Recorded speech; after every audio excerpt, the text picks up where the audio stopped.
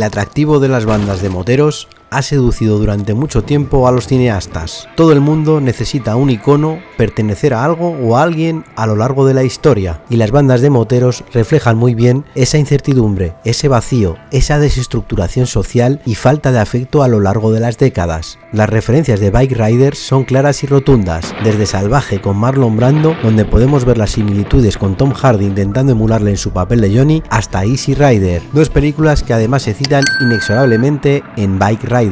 En el caso de Easy Rider, esos interminables silencios, las divagaciones personales y lentitud de desarrollo escueto alzan la bandera. Otra posible referencia de la película podría ser Días Felices, con un jovencísimo Stallone donde los códigos de lealtad y llenar los vacíos de una vida problemática buscan una salida. Me hubiera gustado también que aparecieran salpicaduras de algunas películas de principios de los 90 como Recuerdos que matan, con un Charlie Sheen en ebullición, o Frío como el acero, otro clásico de culto, adrenalina, estética arrolladora y una chulería con el gas abierto pidiendo fuego, un papel que hizo mundialmente famoso más aún a una estrella de la NFL, Brian Bosworth, que se convertiría en un icono de la época, pero como la época manda, entiendo también que los derroteros de la película sean otros. En Bike Riders, Jeff Nichols adapta la aventura de la banda de moteros de finales de los 60 del fotógrafo Danny Lyon, con las actuaciones estelares de Jodie Comer, Austin Butler y Tom Hardy, formando parte de Los Vándalos, una película basada en el propio libro de entrevistas y fotografías de Danny Lyon de Bike Riders, que además viajó con una banda de moteros y lo documentó entre 1963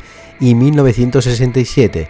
De hecho, Nichols nos obsequia en el tramo final con sus instantáneas en blanco y negro para que veamos que todo fue real, o al menos muy parecido a lo que cuenta. Hay parentescos en las posturas exaltadas y débil guión con las películas de bandas de moteros de finales de los 60 y principios de los 70, con una estética poderosa que esconde una falta de recorrido de los personajes. Sin embargo, aunque Jeff Nichols está claramente enamorado del mundo cerrado que describe, también lanza una mirada crítica sobre el mito de la libertad y el vacío bajo la grasa y el vaquero. La clave del éxito de la película quizás es Katie, interpretada por una Jodie Comer bastante convincente, esposa de Benny, un pausado y leonino Austin Butler, el más salvaje y temerario de los vándalos. El destino de Katie es quedar en un lejano segundo plano afectivo de su marido, por detrás del magnético aspirante a Brando, líder de la manada Johnny, interpretado por un Tom Hardy que, aunque ando lejos de sus mejores interpretaciones, llena la pantalla con toneladas de carisma y convicción.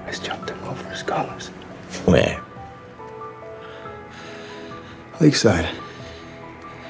Aunque el argumento real pueda escribirse en una servilleta, se trata de una película de inadaptados, intimista, evocadora e irregular a partes iguales. Está rodada en color en lugar del blanco y negro de las fotografías de Lyon, pero todo tiene un aspecto cansado y manchado de cerveza, como el cuero que ha pasado demasiadas veces por el asfalto. The Bike Riders está llena de aplomo, cuero y libertad en la carretera, pero en realidad es una mirada a la masculinidad trágica, o quizás una carta de amor a los inadaptados que nunca pudieron mirar de cerca las estrellas y a los que sus fracasos y familias desestructuradas habían envuelto en un papel de cebolla que transformaba a la sociedad poco a poco. Puede que Butler intente emular a James Dean de sus inicios con mirada seductora y atormentada al mismo tiempo, pero queda lejos de su icónica figura. Su aspecto frágil y de revista de super pop junto a unas manos de porcelana tal vez hacen que cueste creernos su fanfarronería y atrevimiento, pero no podemos decir que no cumplen su papel, bastante limitado por un guión que debía buscar más profundidad y desarrollo en sus personajes en vez de basarse únicamente en la estética. Es la época de Easy Rider y la libertad en la carretera, una época en la que las pandillas de gamberros borrachos se estaban convirtiendo en las bandas de moteros más duras que aterrorizaban a una nación en plena agitación sociopolítica. Pero la película de Nichols no es tanto un viaje salvaje por la autopista, sino un sombrío estudio de la masculinidad en transformación, un requiem por una época pasada impregnado de tristeza y sensación de derrota. The Bike Riders es una película que se desarrolla a lo largo de una década, dando testimonio de los cambiantes códigos y dinámicas de poder del mundo motero. Lo que una vez fue una comunidad de forasteros pronto se convierte en una guerra territorial en expansión, en la que despiadados advenedizos como The Kid, el actor australiano Toby Wallace, se burlan de la tradición en un juego por el trono de Johnny. Contusionada y a veces hermosa, The Bike Riders da lo mejor de sí cuando se enfrenta a ese turbulento cambio de guardia, cuando sus estruendos de rock and roll al son de Van Morrison dan paso a sórdidas fiestas empapadas del sonido de Stooges. En una interpretación secundaria que podría podría ser la mejor de la película, el veterano colaborador de Nichols, Michael Shannon, capta el conflicto como un quemado de la vieja escuela a la deriva en un mundo nuevo. The Bike Riders de Jeff Nichols se ha convertido sin quererlo en uno de los estrenos más esperados del año. Estrenada en el Festival de Cine de Telluride y en el Festival de Cine de Londres el año pasado, su fecha de estreno original era diciembre de 2023, pero 20th Century Studios la retiró de su programación debido a la huelga de guionistas. Focus Features se hizo entonces con los derechos de distribución en Estados Unidos y Universal se encargó del estreno internacional, que finalmente confirmó la fecha de junio de 2024. Ha sido un largo camino el que ha tenido que recorrer The Bike Riders, lo que desafortunadamente le ha dado más bombo del que merece, lleno de caras bonitas pero sin sustancia. Conocemos a varios miembros de la banda de los vándalos, les vemos conducir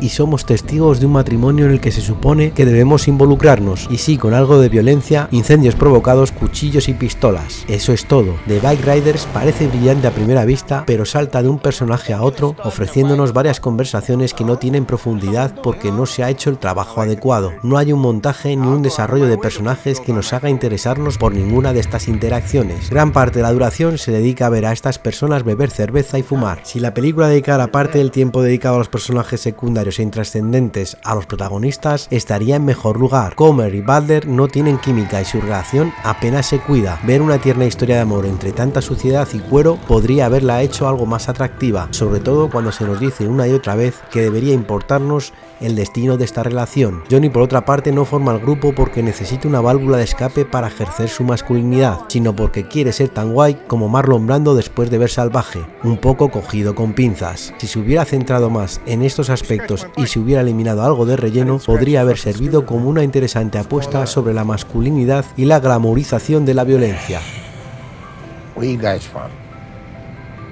Austin Butler es el gran juguete que se nos ofrece. Aunque se supone que Benny es el amor de la vida de Katie, la niña de los ojos de Johnny, se queda ahí sentado fumando y sin decir absolutamente nada. Sin duda tiene buen aspecto, pero para un personaje que lleva a su esposa y mentor a jugársela por él una y otra vez, su melancólica vacuidad no encaja. Esto no es en absoluto culpa de Butler. El guión, escrito por Nichols y basado en las memorias, no le da profundidad. The Bike Riders podría haber sido mucho mejor, pero se pierde en su búsqueda de una historia épica que simplemente no existe. Nichols es un cineasta más modesto que no siente ningún gusto por los altibajos de la vida que critica. No hay seducción en su narración que nos atraiga, ni verdadera sensualidad. No saca a relucir el melodrama del conflicto, ni pone en primer plano el erotismo inherente, homo o de otro tipo. La distancia entre su ambición y su ejecución es difícil de ignorar, pero eso tampoco puede detener el mundo de las motocicletas. No hay bala que detenga un movimiento tan abrumador. Después de todo, hay mucho placer en la arena y la textura de su mundo. A veces eso es suficiente para poner el motor en marcha.